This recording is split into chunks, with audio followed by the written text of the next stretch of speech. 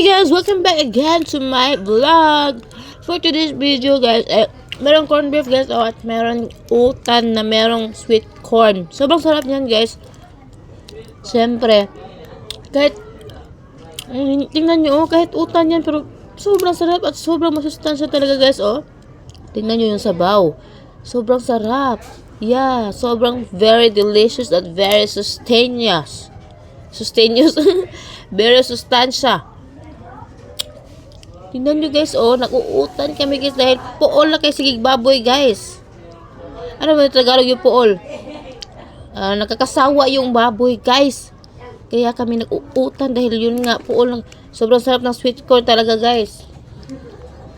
Kasi napansin namin na palagi lang kami nagbababoy at saka manok, tapos baboy.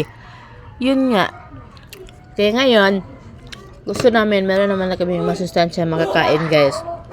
Sobrang sarap niya guys. Pangatlong araw na kami or mga 4 days na kami laging nauutan dahil yun nga, nagkapuol yung baboy at saka yung manok guys. Kaya ngayon, nag-uutan-utan na lang kami guys dahil sobrang masarap dahil yung utan pala guys ay hindi pala puol siya guys no. Samot lang na sweet corn. Yes guys. Kayo guys, mag-try din kayo mag-utan guys dahil sobrang sarap talaga. Samot lang na sweet corn, especially with sweet corn dahil yan, sobrang sarap talaga guys. Thank you for watching.